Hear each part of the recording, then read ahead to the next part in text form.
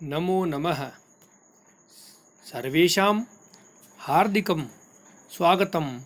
अहं राजकीय महाराज आचार्य संस्कृत महाविद्यालयस्य ज्योतिषविभागस्य व्याख्याता डॉक्टर आलोक शर्मा अद्य शीघ्रबोध ग्रन्थम् आदाय व्याख्यानं प्रस्तौमि। अस्मिन् व्याख्याने छात्राणां शीघ्रबोधनार्थम् अहं संस्कृतभाषाया हिन्दीभाषायाश्च मिश्रितं माध्यमं विवरामि।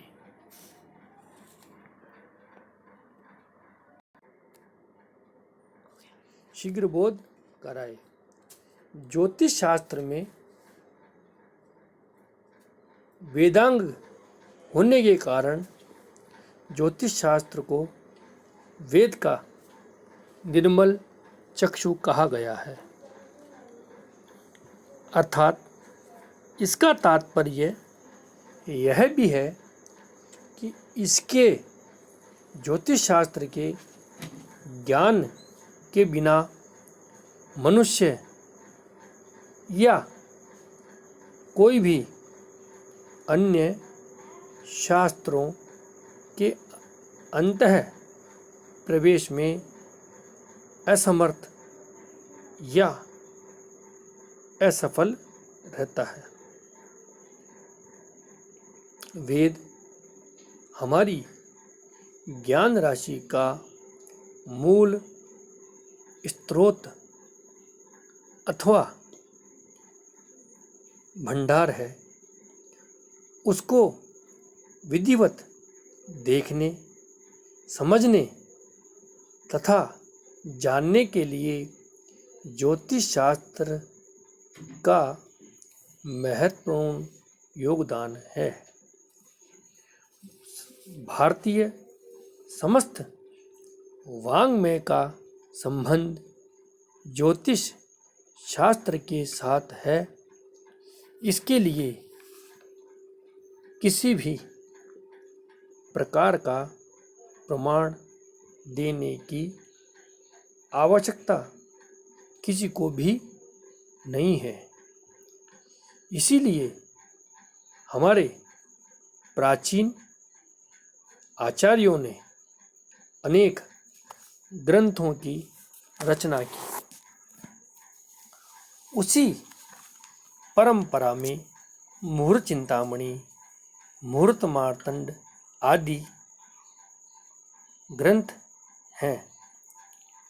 परंतु मुहूर्त चिंतामणि या अन्य वह ग्रंथ जो मुहूर्तों से संबंधित है, उनकी विशालता को देखते हुए या ध्यान में रखते हुए प्रारंभिक अर्थात बालक को शीघ्र किसी चीज का बोध हो,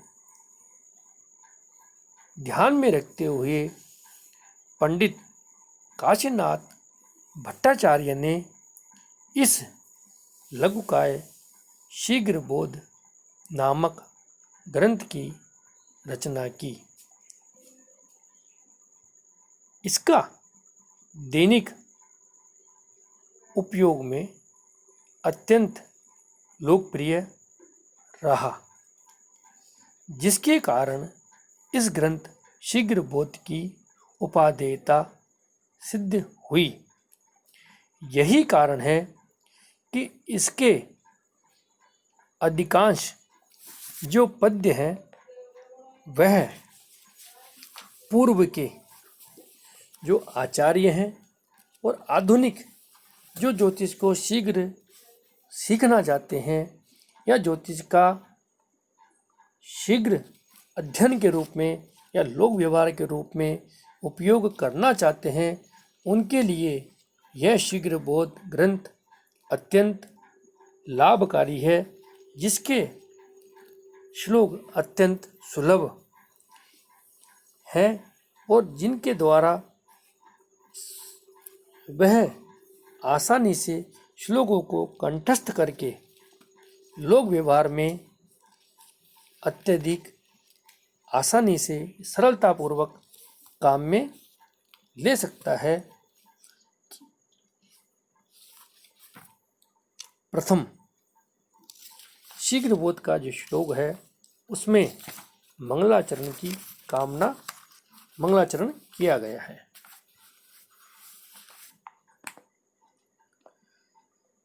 अथ प्रथम प्रकरणम मंगलाचरणम भासयन्तं जगद्भासा नत्वा भास्वन्तं व्ययम् क्रियते काशीनाथेन शीघ्रबोधाय संग्रह। अपने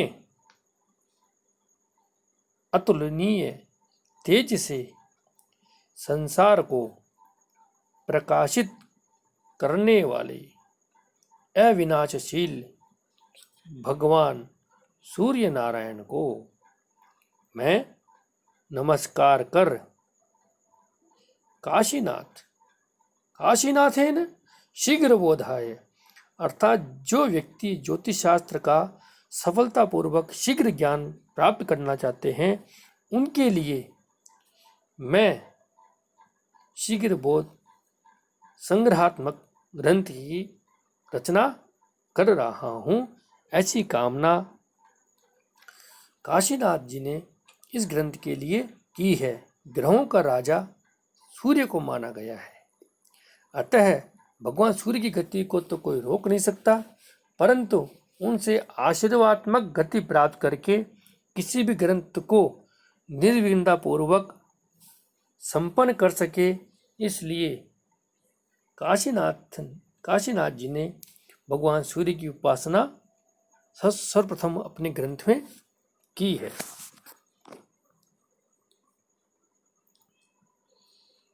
सर्वप्रथम विवाह नक्षत्र में,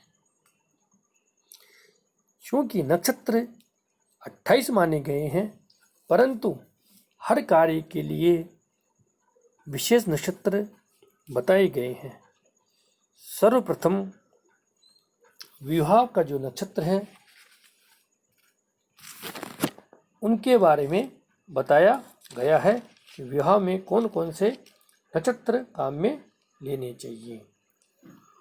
रोहिण्यो उत्तर रेवत्यो मूलम स्वाति मृगो मगः अनुराधा करश्चेते विवाहे मंगलप्रदः।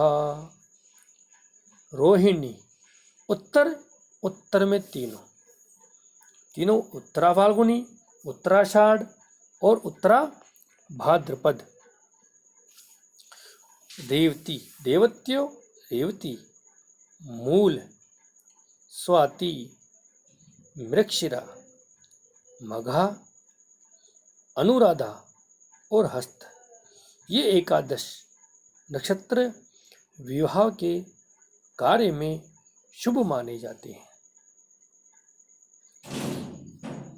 इनमें कार्य करने से विवाह के कार्य सानंद संपन्न होते हैं।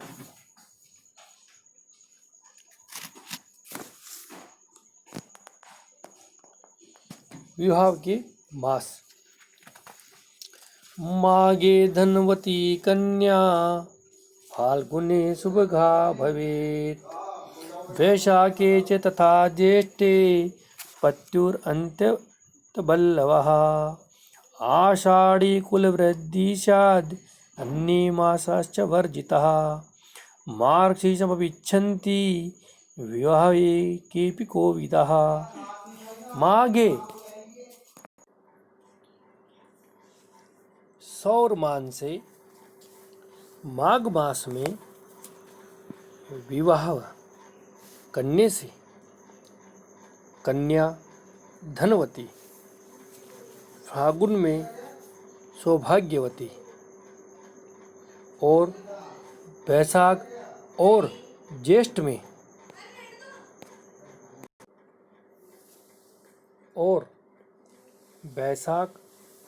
में अपने प्रिय को अत्यंत प्यारी होती है। आषाढ़ में विवाह करने से कुल की वृद्धि करने वाली होती है। परंतु नारद के मत से मार्गशीर्ष में भी विवाह शुभ होता है। इनके अतिरिक्त अन्य मासाश्च वर्जिता। विवाह में नारद के मत से भी मार्गशीर्ष में विवाह शुभ होता है। इनके अतिरिक्त और महीनों में विवाह नहीं करना चाहिए, ऐसा बताया गया है। पूर्व में शुभ कार्य में त्याज्य दोष जिनके बारे में बताया गया है। अमावस्याम तथा रिक्ता वार बेला च जनभवम गंडांतम क्रूरवाराश्च वर्जनीया प्रयत्नतः। विवाह में यत्न पूर्वक अमावस्या और रिक्ता अर्थात चतुर्थी, नौमी और चतुर्दशी तिथि, वार वेला, जन्म का नक्षत्र और क्रूरवार। क्रूरवार कौन कौन से होते हैं? रवि, मंगल और शनि। और गंडांत, गंडांत 3 प्रकार के हैं। लग्न गंडांत, तिथि गंडांत और नक्षत्र गंडांत त्याज्य होते हैं। बार वेला कौन सी अशुभ होती है वह आगे के श्लोक में हम लोग पढ़ेंगे। तथा इन्हीं त्रिता तिथि में, वार वेला में, जन्म के नक्षत्र में और गंडांत में विवाह या शुभ कार्य नहीं करना चाहिए। ये शुभ कार्य में त्याज्य होते हैं। नंदादि तिथि के बारे में बताया गया है।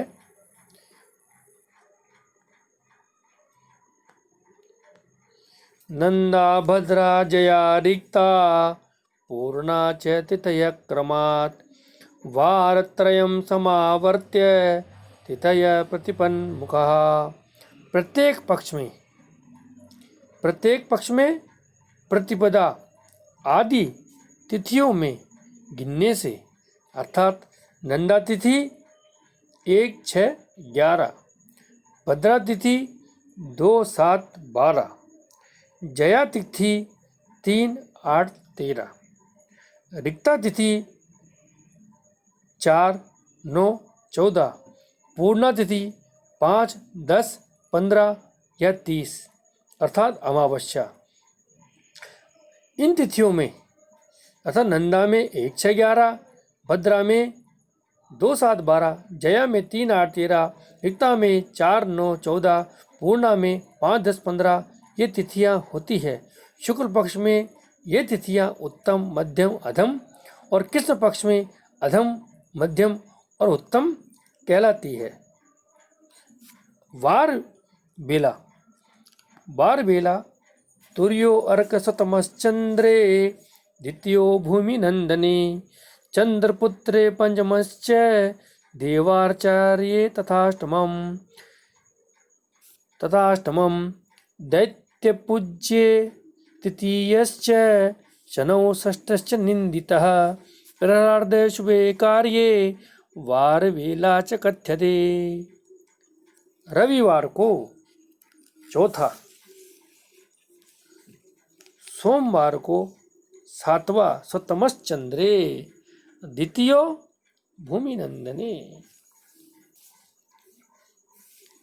भूमि नंदने अर्थात मंगलवार को दूसरा, बुधवार को 5वां, गुरुवार को 8वां, शुक्रवार को तीसरा और शनिवार को 6ठा अर्धमान शुभ कार्यों में वर्जित होता है। इसी को हम वार बेला च कथ्यते अर्थात बार बेला भी इसे हम कहते हैं। पूर्व में जो श्लोक आया था उसमें बताया था वार बेला च, तो वह वार बेला कौन कौन सी है? वह वार बेला रविवार को चौथी, चंद्र सोमवार को सातवीं, मंगलवार को दूसरी, बुधवार को पांचवी, गुरुवार को आठवीं, शुक्रवार को तीसरी और शनिवार को छठी। अर्धमान सभी शुभ कार्यों में वर्जित है। इसी कारण से इन वार वेलाओं में भी शुभ कार्य नहीं करने चाहिए। वार विवाह के अंदर त्याज्य दोष। विवाह में कौन कौन से दोष त्याज्य होते हैं उनके बारे में बताया है। भद्राम कर्कच योगं च तिथ्यन्तं यमघंटकं दग्धातिथिं च भान्तं च कुलिकं च विवर्जयेत्। विवाह में भद्रा कर्कच योग, तिथ्यंतम तिथि के अंत की 2 घटी, यमघंट योग, दग्धा तिथि नक्षत्र के अंत की 3 घटी और कुलिक योग सभी में त्याज्य होते हैं। विवाह के अंदर यदि यह योग पड़ जाए तो वह कार्य या विवाह नहीं करना चाहिए, ऐसा बताया गया है। भद्रा विचार। दशम्यां च तृतीयायां कृष्ण पक्षे परे दले, सप्तम्यां च चतुर्दश्यां विष्टि पूर्व दले स्मृता, एकादश्यां चतुर्थ्यां च शुक्ल पक्षे परे दले, अष्टम्यां पूर्णिमायां च विष्टि पूर्व दले स्मृतः। भद्रा के बारे में बताया गया है। कृष्ण पक्ष में दशमी और तृतीया के परार्ध में तथा सप्तमी और चतुर्दशी के पूर्वार्ध में भद्रा होती है। अर्थात कृष्ण पक्ष की दशमी और तृतीया के परार्ध में, सप्तमी चतुर्दशी के पूर्व में भद्रा होती है। और शुक्ल पक्ष एकादश्याम चतुर्थ्याम च शुक्ल पक्ष परे दले, शुक्ल पक्ष की एकादशी और चतुर्दशी को परार्ध में तथा अष्टमी और पूर्णिमायाम च विष्टि पूर्व दले स्मृतः। अष्टमी और पूर्णिमा के पूर्वार्ध में भद्रा होती है। 2 पक्ष माने गए, कृष्ण पक्ष और शुक्ल पक्ष। कृष्ण पक्ष में तृतीया दशमी के पर में और सप्तमी और चतुर्दशी के पूर्व में, और शुक्ल पक्ष में चतुर्थी और एकादशी के पर में और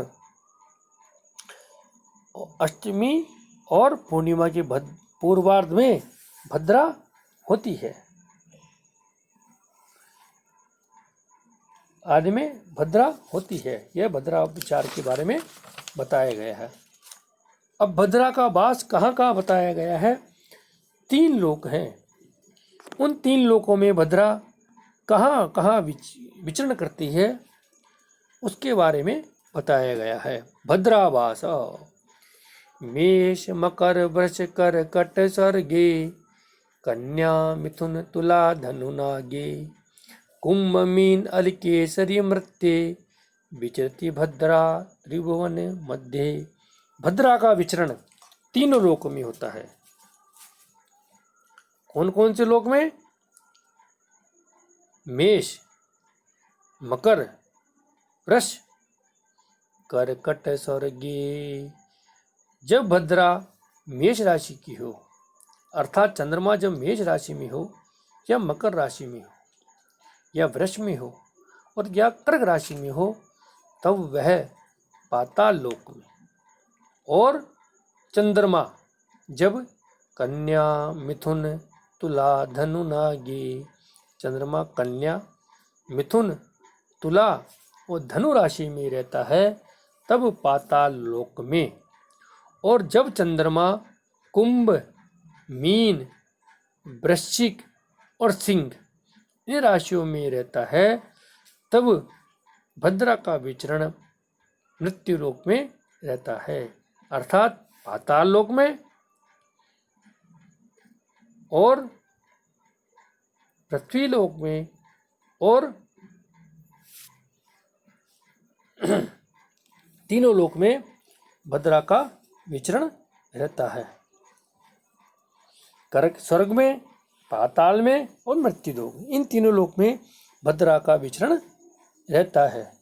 परंतु इनमें से भी कौन सी भद्रा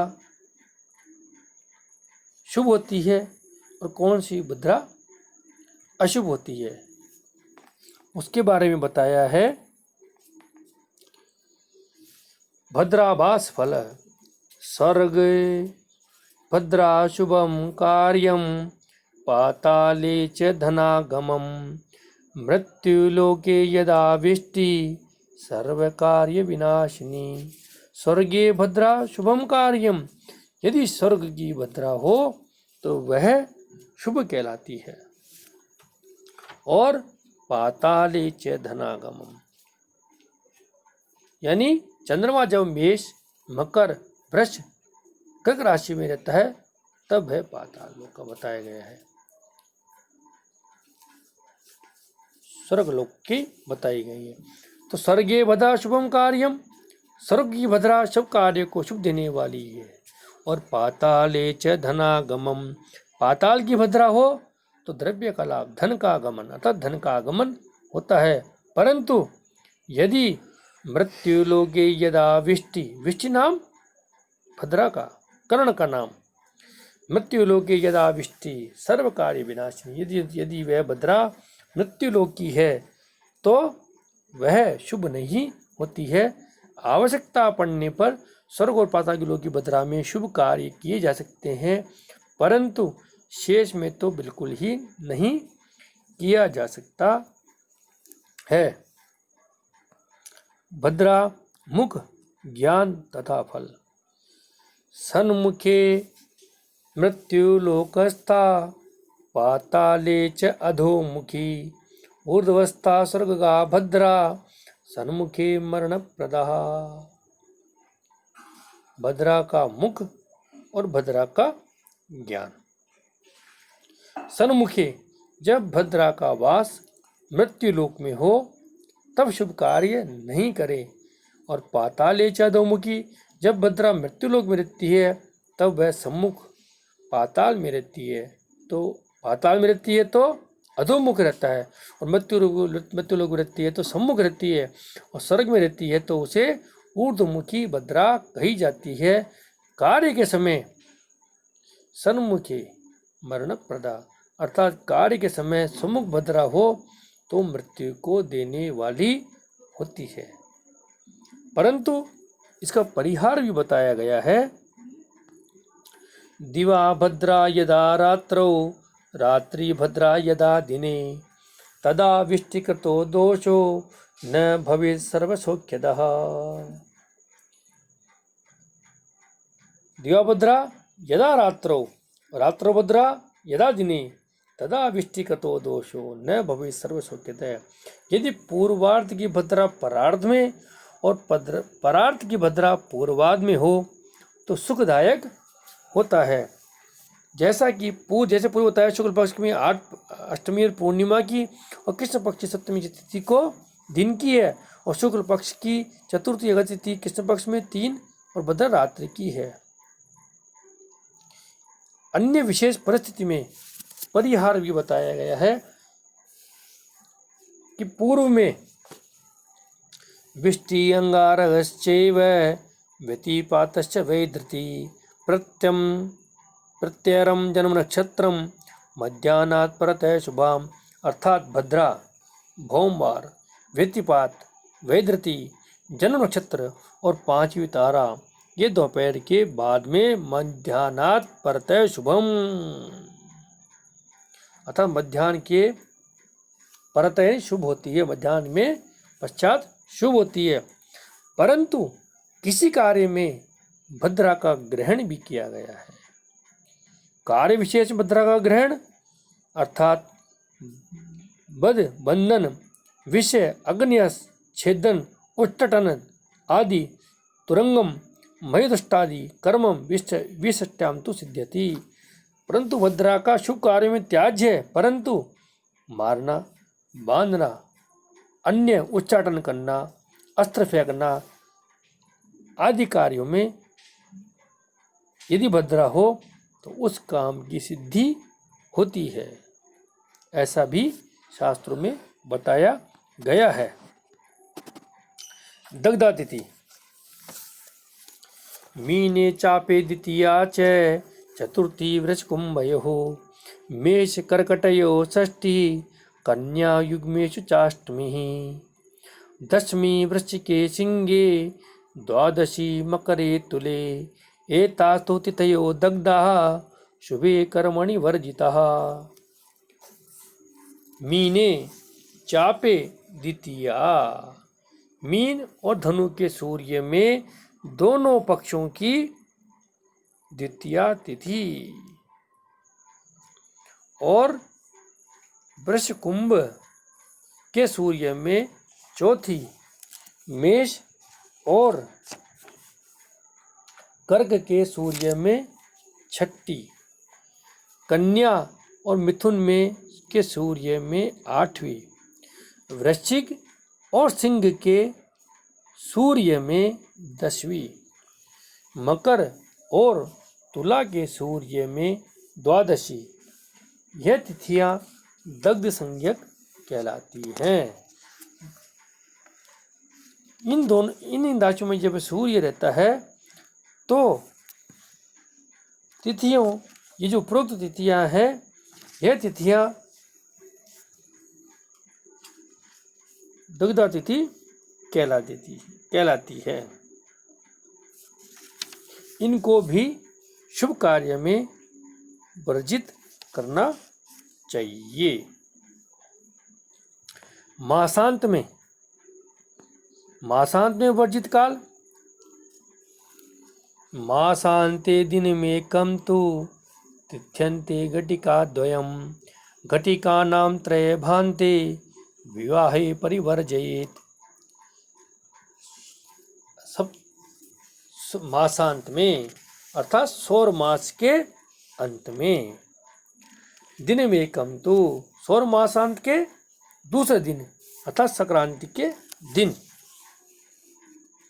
और तु तिथ्यन्ते घटिका द्वयम्, तिथि के अंत की 2 घटी, और त्रयभान्ते, त्रयन 3, भय नक्षत्र की अंत की 3 घटी, विवाह में परिवर्जयेत, विवाह में इनको वर्जित करना चाहिए। अर्थात संक्रांति से पहले आधा दिन और पीछे आधा दिन, पूर्व का भी और पश्चात यानी पूरा दिन ही हो गया। इस प्रकार से पहली वाली तिथि की 1 घटी, बाद वाली तिथि की 1 घटी त्याज्य। इसी प्रकार नक्षत्र के अंत की, प्रारंभ की और अंत की 3 घटी सभी कार्यों में वर्जित होती है। मासांत आदि का फल बताया गया है।